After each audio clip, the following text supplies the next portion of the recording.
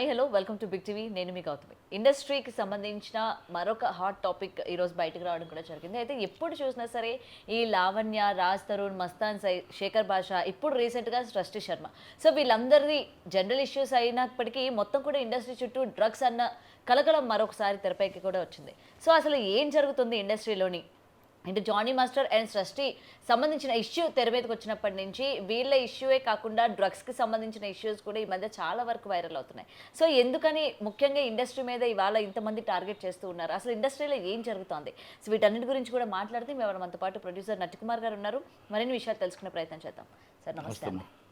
Sir, అసలు ప్రతిసారి ఒక కేసు గురించి మాట్లాడుకోవాలి అంటే ఇప్పుడు రాజ్ తరుణ్, లావణ్య వీళ్ళిద్దరూ ఒకరికొకరు విడిపోయాము, దూరంగా ఉన్నాము అన్న దగ్గర స్టార్ట్ అయ్యి ఇవాళ ఎక్కడికి అది ఎండ్ అయిందంటే డ్రగ్స్. సో ఇట్లా లీక్స్ అన్న మళ్ళీ ఇండస్ట్రీలో చాలా మంది ఉన్నారని చెప్పి ఆ చైన్ ఉన్న వాళ్ళందరినీ బయటికి లాగడం. అసలు ముఖ్యంగా ఇండస్ట్రీని టార్గెట్ చేయడానికి గల రీజన్స్ ఏంటి? అసలు ఇండస్ట్రీలో ఏం జరుగుతుంది సార్ ఈ డ్రగ్స్కి సంబంధించి? ఇప్పుడు వీళ్ళందరికీ కూడా కలమ్మ తల్లి వీళ్ళకి లైఫ్ ఇచ్చింది.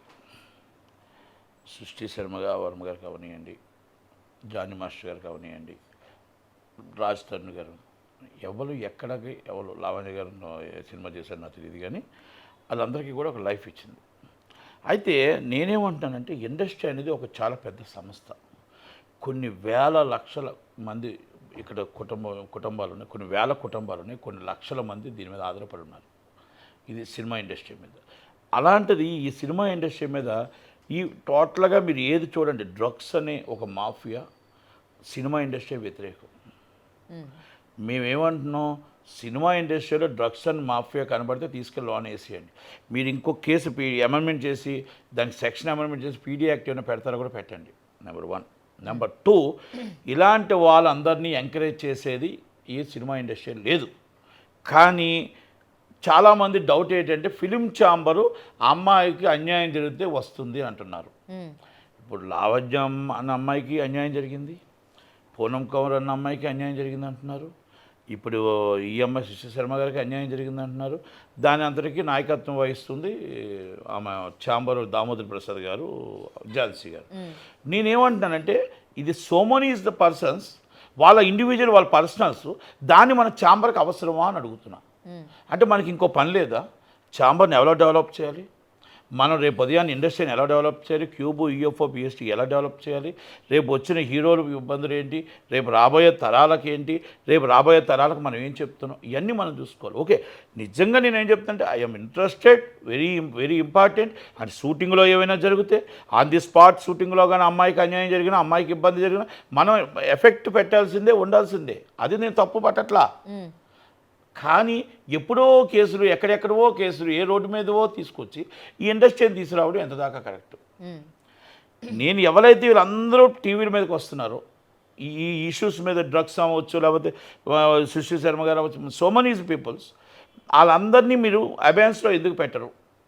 ఇండస్ట్రీ నుంచి కొన్నాళ్ళ పాటు వీళ్ళు దూరంగా పెట్టండి. కేసులు అయ్యిందాక, ఈ గొడవలు అయ్యిందాక, మా ఇండస్ట్రీకి ఏమీ సంబంధం లేదు అని చెప్పి పెట్టి ఇమ్మీడియట్లీ మీరు దయచేసి ఛాంబర్ వారు కానీ వాళ్ళు కానీ కమిషనర్కి వాళ్ళకి లెటర్ వేసి వెరీ సీరియస్ యాక్షన్ తీసుకోమనండి. రోజుకి మాట్లాడితే ఒక యూట్యూబ్లో ఇంకొకలాగా, ఇంకో యూట్యూబ్లో ఇంకొకలాగా 200 హార్డ్ డిస్కులు దొరికాయి, నిఖిల్ అనే వాళ్ళు దొరికారు, ఇంకొకరు దొరికారు. నిఖిల్ అని ఈజ్ ఎ బిగ్ ఆర్టిస్ట్. ఇలా దొరికారంటుంటే ఇండస్ట్రీ పరువు పోతుందా లేదా, ఇండస్ట్రీ మీద ఇమేజ్ పోతుందా లేదా, ఆ నిర్మాత నిఖిల్ అన్న ఆయనతో సినిమా తీసిన నిర్మాతకి నష్టం వస్తుందా లేదా, లేకపోతే రాజ్ తరుణ్ ఆయన సినిమాతో నష్టం వస్తుందా లేదా, ఇవన్నీ కూడా నేను ఏమంటున్నానంటే, ఇప్పుడు సృష్టి వర్మ గారు ఉన్నారు, ఆ అమ్మాయి సాంగ్స్ చేస్తున్నట్టుంది, సుకుమార్ గారు వెరీ సపోర్ట్ చేశారు, సంజయ్ గారు కూడా సపోర్ట్ చేశారు. ఇప్పుడు నేనేమంటున్నానంటే అమ్మాయిని సినిమా మీద పెట్టుకోమనండి బుర్ర. ఓకే, మీకు తప్పు జరిగిందో, అన్యాయం జరిగిందో, యాజ్ పర్ లా మీరు స్టేషన్కి వెళ్ళారు, కోర్టుకి వెళ్తున్నారు, కోర్టులో జరుగుతుందో న్యాయం జరుగుతుంది, యాజ్ అ ఫైట్ ఇస్ అవుతుంది. మీరు వీటి మీదకి వచ్చే బదులు మీరు మీ లైఫ్ ఈజ్ డెవలపింగ్ చేసుకోండి. మీరేమన్నారు, ఏ లైఫ్ లాంగ్ నేను పోరాటం చేసి నేను ఒక గోల్ ఉంది, ఈ టాప్ డాన్సర్ అవ్వాలి. జానీ మాస్టర్ కంటే పెద్ద డాన్సర్ అవ్వడానికి ప్రయత్నం చేసుకోండి. జానీ మాస్టర్ కానీ పెద్ద డాన్సర్ అవ్వాలి, నా గోల్ అది అని మీరు ఆలోచించుకోండి. కానీ so many times and police స్టేషన్కి తిరుగుతూ, సో మెనీ టైం మళ్ళీ ఇంకొకరి మీద కేసు పెడుతూ, అంటే ఈ లైఫ్ ఉండేటప్పుడు మీరు సినిమా ఇండస్ట్రీలో మీరు రాకండి. ఎందుకంటే దయచేసి. జానీ మాస్టర్ ఇష్యూ అయినప్పుడు కూడా చాంబర్ అంతా అమ్మాయి వైపే నించున్నారు. అందుకే ఛాంబర్ని అడుగుతున్నా. అవును. నీ ఛాంబర్ని అడుగుతున్నా అంటే మీరు ఇంకా అమ్మాయిని మీరు ఆ అమ్మాయికి కార్డు ఇచ్చారు, ఆ అమ్మాయికి మొత్తం టోటల్ ఎంకరేజ్ చేశారు. సుకుమార్ గారు very very supported, very very support and call me Sanjay గారు. అలాంటప్పుడు సుకుమార్ గారు కూడా ఆయన పేరు తీసేసి ఇలాగే పోలీస్ స్టేషన్ నెంబర్ తిరుగుతూ ఆయన పరువు కూడా పోద్ది. ఎందుకంటే రికమెండెడ్ ఈజ్ సుకుమార్, మరి అలాంటప్పుడు ఈజ్ బిగ్ డైరెక్టర్. ఆమె ఇలాగ పోలీస్ స్టేషన్ ఆమె తిరిగితే ఆమెకున్న కంపోజింగ్, ఆమెకున్న దాని మీద బెటర్ థింగ్ ఇది ఇంకా బెటర్గా టాప్ డ్యాన్స్ రావడానికి ప్రయత్నం చేసుకోవాలి. కానీ ఇలాగ ఈ కేసుల్లో ఆటలో తిరగడం కరెక్ట్ కాదేమో అని ఒకటి. అలాంటిది మరి మనం ఛాంబర్ ఎంకరేజ్ చేయడం కూడా కరెక్ట్ కాదేమో. ఝాన్సీ గారు కూడా వెరీ సీనియర్, ఆమెకు కూడా అటుబాట్లు అన్నీ తెలుసు, బాధలు తెలుసు. కానీ మనం అలా పోలీస్ స్టేషన్ నెంబర్ తిరుగుతుంటే మనం ఇంకా ఎంకరేజ్ చేద్దామా, మనం ఇంకా సపోర్ట్ చేద్దామా? మనం ఏ ఆడపిల్లకైనా సపోర్ట్ చేయడానికి మనం రెడీగా ఉందాం. ఎనీ టైం సినిమా షూటింగ్లో ఆడబిడ్డకు సపోర్ట్ చేయడానికి మనం పూర్తిగా ఉంది. ఏ అన్యాయం జరిగినా ఆ ఆడబిడ్డకు సపోర్ట్ చేద్దాం. కానీ వీళ్ళు ఎలా కేసులు పెట్టుకుంటూ వెళ్ళిపోతున్నప్పుడు కానీ ఇక్కడ కూడా సార్ ఇప్పుడు మస్తాన్ ఎవరైతే శేఖర్ భాష ఉన్నారో సృష్టి శర్మ పర్మిషన్ లేకుండా తన యొక్క ఆడియోస్ బయట పెట్టాడు, లీక్ చేశాడు అని చెప్పి ఇప్పుడు తన పైన కేసు పెట్టడం కూడా జరిగింది. సో అసలు పొంతన లేదు, అటు అదొక కేసు ఇదొక కేసు. నేనేమంటున్నానంటే ఇప్పుడు సో మెనీ పర్సన్స్ మీద కేసు పెట్టుకుంటుంటే మైండ్ డైవర్ట్ అవుతుంది. అంటే నేను పెట్టొద్దు, యాజ్ పర్ లీగల్ వెళ్ళండి. నేనేమంటున్నాను, నేను సినిమా పరంగా నేనేమంటున్నానంటే ఆ అమ్మాయికి ఒక గోల్ ఉందంటున్నారు. మీ ఛాంబర్ సపోర్ట్ చేశారు, వెరీ గుడ్ పర్సన్. ఆ అమ్మాయికి అన్యాయం జరిగింది కాబట్టి సపోర్ట్ చేశారు. ఝాన్సీ గారు సపోర్ట్ చేశారు, సంజయ్ గారు సపోర్ట్ చేశారు, అందరూ సపోర్ట్. ఇక అమ్మాయి సో మెనీ కేసెస్ అన్నీ చేస్తుంటే ఇంకెవరికి ఏ పని ఉండదా? మన పోలీస్ స్టేషన్ అప్పుడు తిరుగుతామా?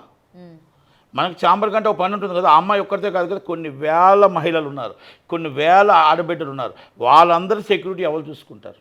కనుక నేను దామోదర్ ప్రసాద్ గారికి, నేను ఝాన్సీ గారికి, సంజయ్ గారు నా రిక్వెస్ట్ ఏంటంటే ఆ అమ్మాయి గోల్ జానీ మాస్టర్ కంటే పెద్దగా అవ్వాలని కోరుకుందాం, బాగా పెద్ద డ్యాన్స్ మాస్టర్ అవ్వాలని కోరుకుందాం. దాని మీద దృష్టి పెడితే బాగుంటుంది. కానీ యాజ్ అ కేసు ఆల్రెడీ న్యాయస్థానంలో ఉంది. కోర్టు వారు అత్యున్నత న్యాయస్థానం ఏ డిసిషన్ తీస్తే ఆ డిసిషన్ అందరూ కట్టుబడి ఉండాలి. ఇన్వెస్టిగేషన్ ఆఫీసర్ ఇన్వెస్టిగేషన్ చేస్తూ ఉన్నారు. కనుక ఇది రోజుకి దీని మీదే మనం ఒక సీరియల్ లాగా వెళ్ళడం అనేది కరెక్ట్ కాదేమో అనేది నా ఉద్దేశం.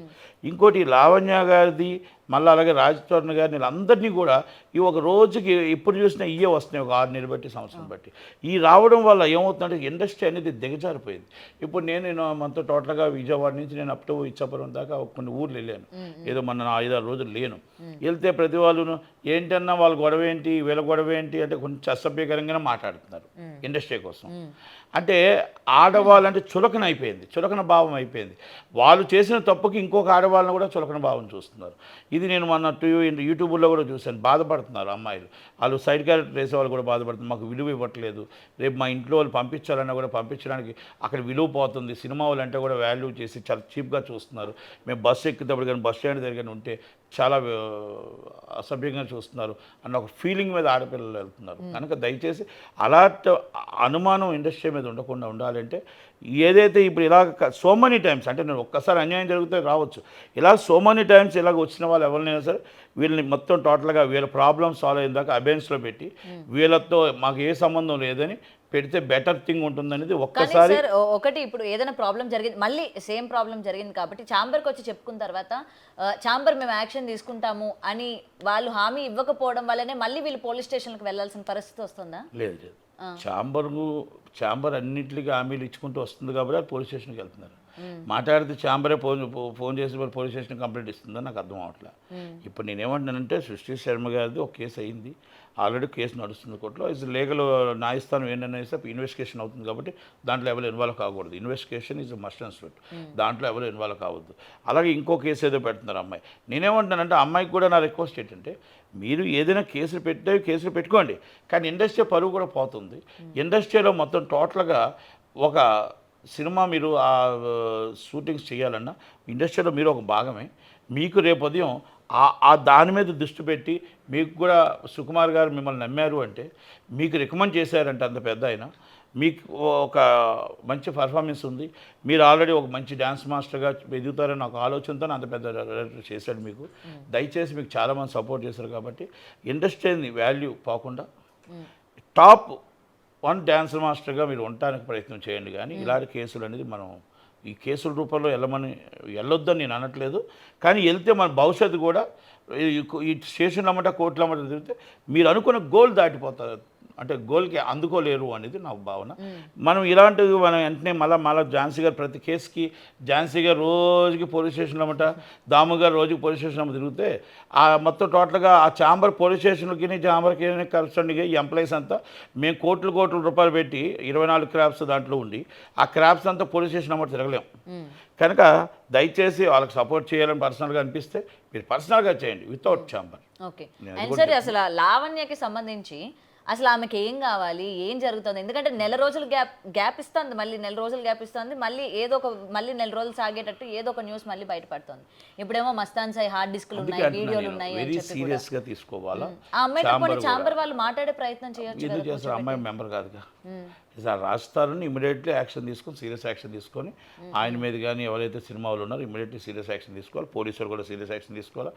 సినిమా ఇండస్ట్రీ మీద బడ్డను పడుతుంది కాబట్టి, సినిమా ఇండస్ట్రీ మీద అందరూ ఎలాంటి వాళ్ళు అనుకుంటున్నారు కాబట్టి, ప్రతి ఆడబిడ్డకి మన రక్షణ కల్పించాలి అంటే, ప్రతి ఆడబిడ్డకి ధైర్యంగా తలెత్తుకొని తిరగాలి అంటే మనం వెరీ సీరియస్లీ వీళ్ళ మీద మనం ప్రెస్ మీట్ పెట్టిన యాక్షన్ తీసుకొని మనం వీళ్ళ ఇష్యూస్ లీగల్ చేసుకోమనండి.